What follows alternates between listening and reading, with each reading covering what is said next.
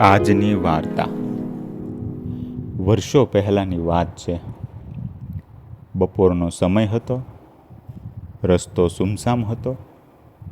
આ રસ્તે એક ડોશીમાં બેઠા હતા. કોઈની રાહ જોતા હતા. વારા ફરતી બંને બાજુ નજર ફેરવીને થાક્યા હતા. ઘણો સમય વીતી ગયો. ત્યાં દૂરથી કોઈ ઘોડે સવાર આવતો દેખાયો. ડોશીમાના જીવમાં જીવ આવ્યો. તે ઊભા થયા. કાકલુંદી કરતા બોલ્યા, એ બેટા, ઊભો રહેજે. આ ઘાસનો ભારો માથે ચડાવતો જજે. યુવાને ઘોડાને થોભાવ્યો. તે ઘોડા પરથી નીચે ઉતર્યો. ડોશીમાની વાત ચાલુ જ હતી.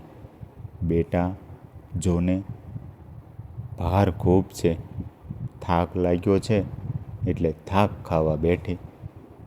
પણ ફરી ભારો માથે ઉપડાવે એવું કોઈ આ માર્ગે ફરક્યું જ નહીં. અહીં જ બપોર થઈ ગયો. યુવાને વૃદ્ધાને માથે ધીમેથી ભાર ચડાવ્યો. બેટા, ભગવાન તારું ભલું કરશે. તું દયાળુ છે. સુખી થજે. ડોશીમાં એકી શ્વાસે બોલી ગયા. ફરી એમનાથી નિસાસો નખાઈ ગયો અને બોલ્યા, હજી ઘેર પહોંચતા 2 વિસામાં કરવા પડશે. રસ્તે કોઈ ઉપડાવનાર નહીં મળે તો કોણ જાણે ક્યારે ઘરે પહોંચીશ. યુવાન ઘોડા પર બેઠો. ઘોડો ઉપડ્યો. એ સાથે જ યુવાનના મનમાં વિચારોએ વેગ પકડ્યો. આવા વેરાન માર્ગ ઉપર વૃક્ષો, પાણીની પરબો અને વિસામાં તો ખરેખર હોવા જોઈએ. એણે એકામ તરત જ હાથ ઉપર લીધો. ઠેર ઠેર વિસામાં બાંધી શ્રમજીવી પ્રજાના દુઃખ હળવા કર્યા.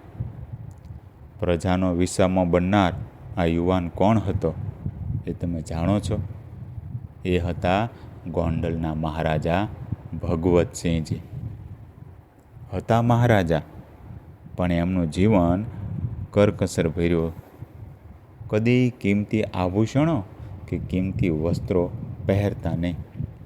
સાદો સ્વદેશી પોશાક પહેરતા. સાદું ભોજન લેતા. મોટા મોટા મહેલોમાં રહેતા નહીં. નાનકડા બંગલામાં નિવાસ કરતા.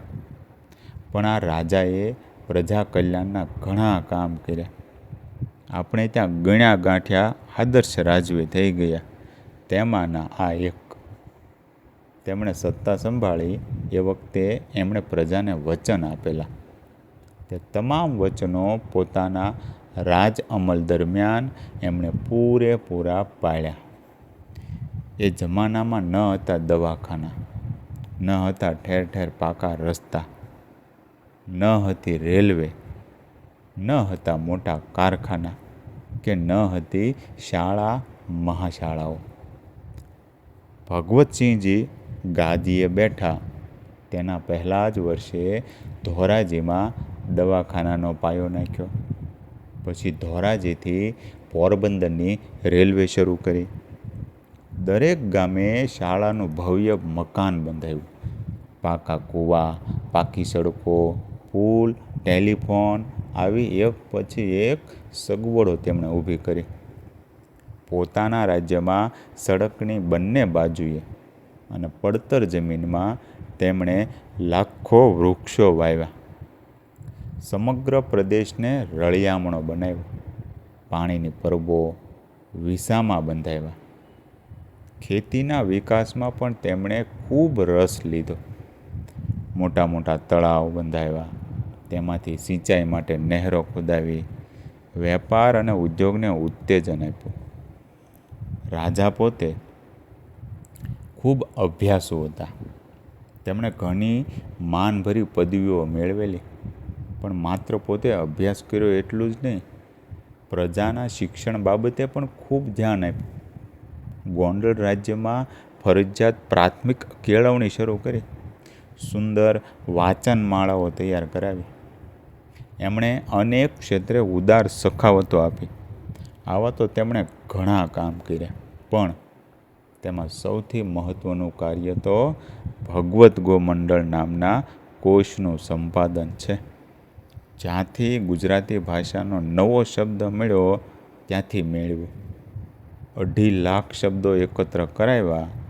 દરેક શબ્દની જોડણી, અર્થ અને જરૂરી વિગતો તેમાં આપવામાં આવી છે.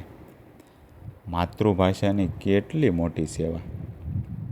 એમના રાજ્યમાં 2 વખત ભયંકર દુકાળ પડેલો. દુકાળના વર્ષમાં આ રાજાએ ન જોયો દિવસ કે ન જોઈ રાત. પોતે જાતે ખડે પગે ઊભા રહ્યા. રાહત કામોની દેખરેખ રાખી. મોં માગ્યા પૈસા આપ્યા. દેશ પરદેશથી અનાજ, પાણી અને ઘાસ મગાવ્યા. પરિણામે ભૂખમરાના કારણે એક પણ માણસનું કે એક પણ પશુનું મોત ન થયું. એ કહેતા, પ્રજાને સુખી કરવી એ રાજાની ફરજ છે. એમનું જીવન સૂત્ર હતું, પોતાની પહેલાં બીજા અને સૌની પહેલાં પોતાની ફરજ. પ્રજાના સુખ દુઃખને સમજનાર, શિક્ષણ પ્રેમી, માનવતાવાદી આ રાજાને એની પ્રજાએ પણ ભારોભાર પ્રેમ આપ્યો હતો. પ્રજાહિતના અનેક કાર્યો કરીને ખરેખર પ્રજાનો વિસામો બનનારા આવા રાજાને આપણે કેમ ભૂલી શકીએ? ધન્યવાદ.